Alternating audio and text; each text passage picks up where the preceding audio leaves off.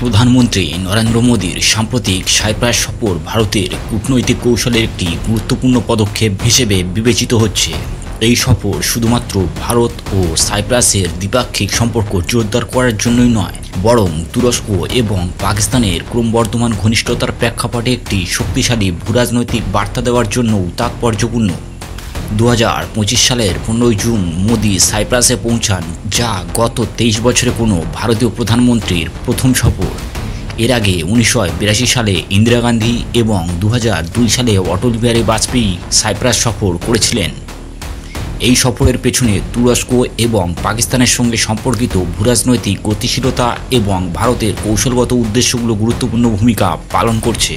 এই বিশ্লেষণে আমরা সহজ ভাষায় এই সফরের রাজনৈতিক তাৎপর্য এবং তুরস্ক ও পাকিস্তানের দৃষ্টিকোণ থেকে এর প্রভাব নিয়ে আলোচনা করব। সাইপ্রাস এবং তুরস্কের মধ্যে দীর্ঘদিন ধরে উত্তেজনা চলে আসছে। 1974 সালে তুরস্ক সাইপ্রাসের উত্তরাঞ্চল দখল করে এবং সেখানে তুর্কি সাইপ্রিটদের জন্য তুর্কি রিপাবলিক অফ নর্দার্ন সাইপ্রাস প্রতিষ্ঠা করে, যা শুধুমাত্র তুরস্কই আন্তর্জাতিকভাবে স্বীকৃতি দিয়েছে। এই দ্বন্দ্বের কারণে সাইপ্রাস এবং তুরস্কের সম্পর্ক এখনও টানাপোড়েনের মধ্যে রয়েছে। মোদির সাইপ্রাস সফরকে তুরস্কের প্রতি একটি কূটনৈতিক বার্তা হিসেবে দেখা হচ্ছে। এই সফরের সময় মোদি সাইপ্রাসের রাজধানী নিকোসিয়ার কাছে তুর্কি নিয়ন্ত্রিত অঞ্চলের পাহাড় পরিদর্শন করেন, যেখানে তুর্কি দখলদারিত্বের প্রতীকী চিহ্ন রয়েছে। এটি তুরস্কের কাছে একটি স্পষ্ট বার্তা যে ভারত সাইপ্রাসের সার্বভৌমত্ব এবং আঞ্চলিক অখণ্ডতার পক্ষে দাঁড়িয়েছে। সাম্প্রতিক সময়ে তুরস্ক এবং পাকিস্তানের মধ্যে সম্পর্ক উল্লেখযোগ্যভাবে গভীর হয়েছে। বিশেষ করে 2025 সালে ভারতের অপারেশন সিঁদুরের সময় তুরস্কের পাকিস্তানকে কূটনৈতিক এবং সামরিক সমর্থন দিয়েছে। অপারেশন সিন্দুর ছিল পাকিস্তান অধিকৃত কাশ্মীরের সন্ত্রাস ঘাঁটি ধ্বংস করার জন্য ভারতের একটি সামরিক অভিযান, যা পহেলগামে 26 জনের প্রাণহানির একটি সন্ত্রাসী হামলার প্রতিক্রিয়া হিসেবে চালানো হয়। এই অভিযানের সময় পাকিস্তান তুরস্কের তৈরি ড্রোন ব্যবহার করেছিল, যা ভারতের জন্য উদ্বেগের কারণ হয়ে দাঁড়ায়।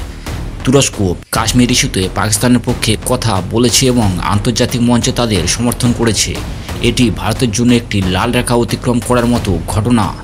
মোদির সাইপ্রাস সফর তাই তুরস্ক ও পাকিস্তান জোটের বিরুদ্ধে ভারতের কৌশলগত প্রতিক্রিয়া হিসেবে বিবেচিত হচ্ছে।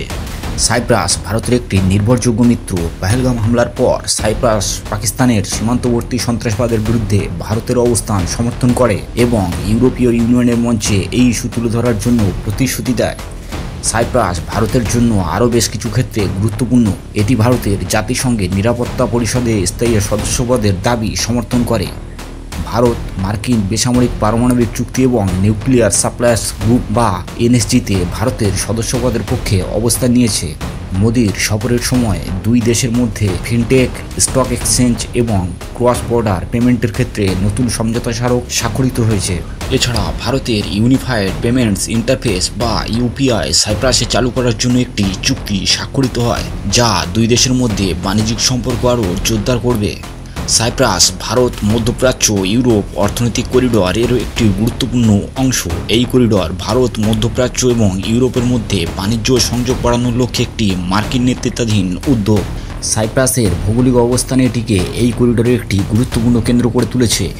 মোদি এবং সাইপ্রাসের রাষ্ট্রপতি নিকোস ক্রিস্টোডোলাইডস IMEC নিয়ে আলোচনা করেন এবং এটি শান্তি ও সমৃদ্ধির জন্য একটি গুরুত্বপূর্ণ পদক্ষেপ বলে মনে করা হচ্ছে। সাইপ্রাস 2026 সালে EU কাউন্সিলের সভাধিপতিত্ব করবে, যা ভারত EU সম্পর্ক জোরদার করার জন্য একটি সুবর্ণ সুযোগ।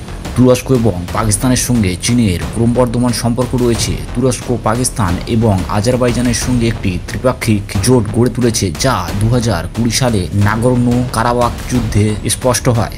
এই জোট কাশ্মীর এবং উত্তর সাইপ্রাসের ইস্যুতে একে অপরকে সমর্থন করে। মোদির সাইপ্রাস সফর তুরস্ক ও পাকিস্তান জোটের উপর সরাসরি প্রভাব ফেলতে পারে।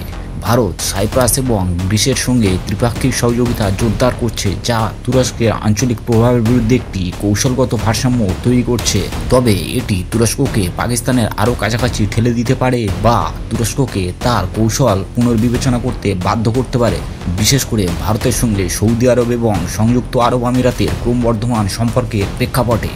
মোদির সাইপ্রাস সফর শুধুমাত্র দ্বিপাক্ষিক সম্পর্ক জোরদার করার জন্য নয়, বরং তুরস্ক এবং পাকিস্তানের ক্রমবর্ধমান জোটের বিরুদ্ধে ভারতের কৌশলগত অবস্থানকে শক্তিশালী করার জন্য একটি সুচিন্তিত পদক্ষেপ।